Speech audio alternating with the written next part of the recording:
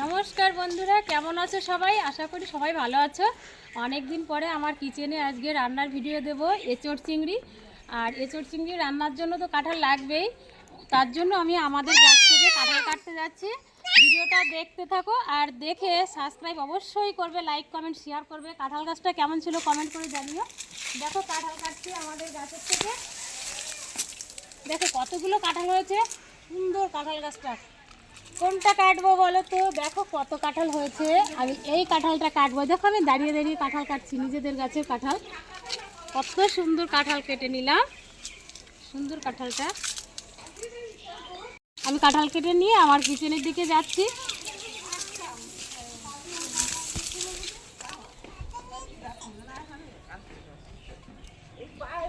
দেখো কষ ধরছে কাঁঠালটা, কত আঠা।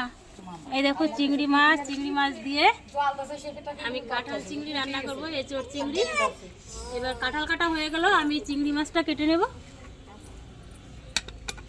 আর আমার রান্নাঘরের চারপাশে দেখো কত এসেছে, সবাই এসেছে। মামি এসেছে, ছুটি এসেছে, ছুটির মা, ছুটির বোন। ওই দেখো মিষ্টি, আমাদের কবিতা দিদি, সবাই আছে। আজকের ভিডিওটা দেখবে, ওনারাও সাথে থাকবে আমার, আর তোমরাও দেখতে থাকো কি করে এঁচোড় চিংড়িটা রান্না করছি। মাঝারি সাইজের চিংড়ি এনেছি, 300 গ্রাম চিংড়ি মাছ। চিংড়ি মাছটা আমি কেটে নেব। আমি এখন খোসাটা ছাড়াবো না, চিংড়িটা এইভাবেই কেটে নেব। একে একে সব চিংড়ি মাছগুলো কেটে নিচ্ছি। হয়ে গেছে, আমি এইবার ধুয়ে নিয়ে আসবো। কাঁঠালটাও একটু কেটে নেব, এরপরে আমি ধুয়ে নিয়ে আসি। আমি এবার কাঁঠালটা কেটে নেব। প্রথমে হাতে একটু তেল মাখিয়ে নেব। দেখো তেলটা মাখিয়ে নিলে, সর্ষের তেল, হাতে আটাটা লাগবে না। আমি প্রথমে বোটাটা কেটে নিচ্ছি। কাঁঠালটা বেশ ভালোই আছে, এইভাবে আমি কেটে নেব। দেখো এখান দিয়ে কোষ হয়ে গেছে, এই শক্ত অংশটা কেটে নেব।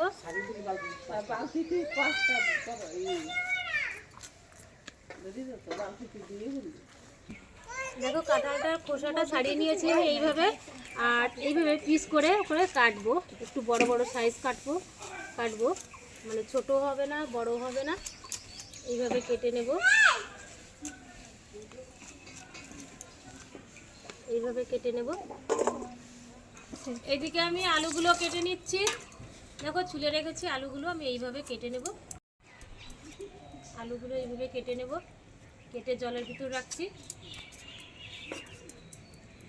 শর্ট টাইমের জন্য আমি কাঁঠালের ভিতরে আলুগুলো দিয়ে দিচ্ছি। আলুগুলো একটু ভাপ হয়ে যাবে, একটু সেদ্ধ হয়ে যাবে, 30% সেদ্ধ হবে, 30-40%, ওইটুকু সেদ্ধ হলে হয়ে যাবে। আর একটা টিপস বলছি, কাঁঠাল যখন ভাপ দেওয়া হবে, ভাপ দেওয়ার সময় যদি একটু দুধ দেওয়া হয়, গরুর দুধ বা গুঁড়ো দুধ, আমুল দুধ দিলেও হবে, তাহলে কাঁঠালটা কালো হবে না, সেদ্ধ হবে এবং টেস্টি হবে। আমি ওই জন্য দেখো 10 টাকা দামের একটা গুঁড়ো দুধের প্যাকেট আমি এর ভিতরে দিয়ে দিচ্ছি। জলটা গরম হয়ে গেছে, কত সুন্দর হবে তোমরা দেখতেই পাবে কালারটা। তো আমুল দুধটা দিয়ে দিয়েছি, এবার ঢাকা দিয়ে দিচ্ছি, তাড়াতাড়ি সেদ্ধ হয়ে যাবে। আমি এখন পেঁয়াজগুলো ছোট ছোট করে কেটে নেব, মশলাটা বেটে নেব, জিরে, আদা, পেঁয়াজ, রসুন ছোট ছোট করে এইভাবে কাটলে ভালো হবে। আমি একে একে সব মশলাগুলো বেটে নেব। দেখো জিরে দিচ্ছি, প্রথমে জিরেটা বেটে নেব, তারপরে আদা বেটে নেব। জিরেটা খুব মুচমুচে, একটু প্রথমে খালি শিলে বেটে নিই কুচু দিয়ে। আর শিলে বাটা মশলার স্বাদই আলাদা, টেস্টই আলাদা হয়। আর কাঁঠালটা সেদ্ধ হয়ে গেছে, এবার নামিয়ে দেবো। দেখো কত সুন্দর কালারটা হয়েছে, একদম সাদা রয়েছে। সেদ্ধ করার পরে একটুও কালো হয়নি, আমুল দুধটা দেওয়ার জন্য। হ্যাঁ বন্ধুরা, তোমরাও এইভাবে এই টিপসটা ব্যবহার করবে। সেদ্ধ করার সময় গরুর দুধ না পেলে একটু আমুল দুধ দিয়ে দিও, 10 টাকা দামের এক প্যাকেট। খেতেও টেস্টি হবে, আবার সেদ্ধ করার সময় কালো হবে না, ভালো সেদ্ধ হয়ে যাবে। আমি চিংড়ি মাছটা এবার লবণ দিয়ে আর 1 চামচ হলুদ আর একটু সর্ষের তেল দিয়ে ম্যারিনেট করে নেব।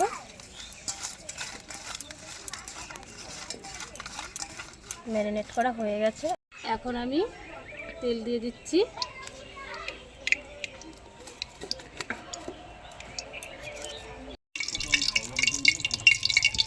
এখন চিংড়ি মাছগুলো ঢেলে দেবো তেলের ভিতরে।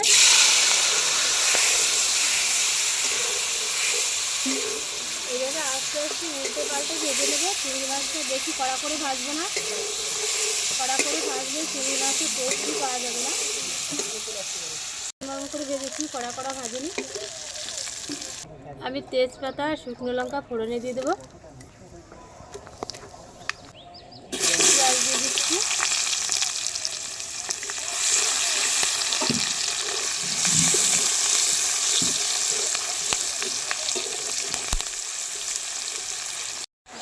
পেঁয়াজটা দেখো একটু লাল লাল করে ভাজা হয়ে গেছে।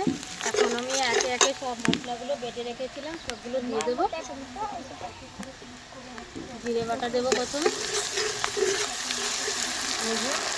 রসুন বাটা, আদা বাটা সবই দিয়ে দিচ্ছি একে একে।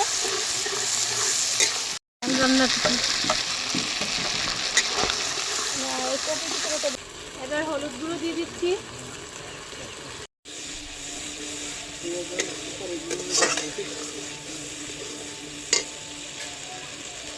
লবণ দিয়ে দিচ্ছি পরিমাণ মতো।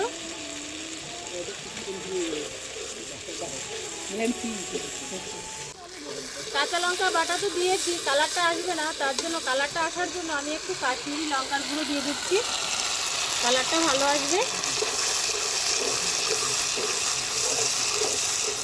মশলা থেকে প্রায় তেলটা ছেড়ে দিয়েছে, মনে হচ্ছে মশলাটা কষা হয়ে গেছে।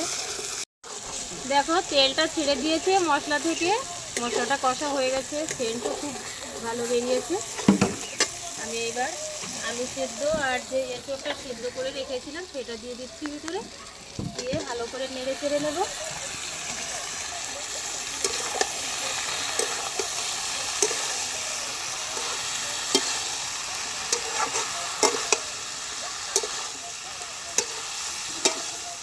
এবার আমি নেড়ে চেড়ে একটু ঢেকে দেবো।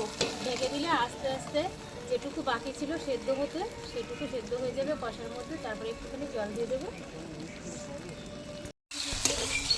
কাঁঠালটা কষা হয়ে গেছে, এঁচোড়টা কষা হয়ে গেছে। আর প্লিজ তোমরা ভিডিওটা স্কিপ করে দেখবে না, দেখো ভালো লাগবে দেখলে। আমরা গ্রাম বাংলায় রান্না করি, দেখো চুলোয় রান্না করছি কত সুন্দর করে।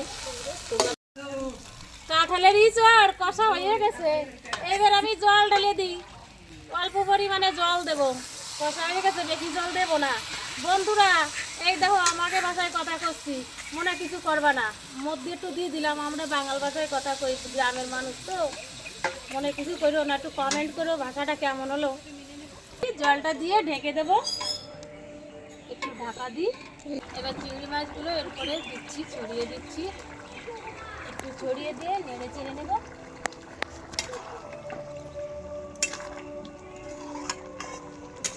সন্ধ্যা লেগে গেছে প্রায়, এই এঁচোড়টা রুটি দিয়ে খাওয়া হবে, রুটিটা বানাবো। এবার আমি একটু গরম মশলার গুঁড়ো ছিটিয়ে দিয়ে নামিয়ে নেব। আর স্বাদটা বাড়ানোর জন্য আমি 1 চামচ গাওয়া ঘি দিয়ে দিচ্ছি। স্বাদটা আরও তোমরা চাইলে নাও দিতে পারো, আমি দিয়ে দিচ্ছি 2 চামচ গাওয়া ঘি দিয়ে আমি নামিয়ে দেবো। স্বাদটা আরও বেড়ে যাবে এঁচোড়ের। এবার নামিয়ে নিচ্ছি, দেখো কত সুন্দর হয়ে গেছে, গন্ধটাও খুব সুন্দর বেরিয়েছে।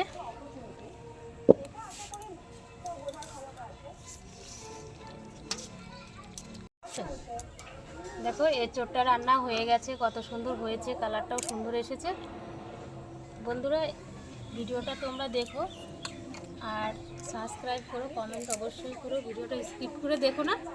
দেখো এঁচোড় রান্না হয়ে গেছে, এখন খাইয়ে দেখতে পাচ্ছি না। আজকের ভিডিও এই পর্যন্ত শেষ করলাম, বেলা নিয়েই সন্ধ্যা লেগে গেছে। নমস্কার।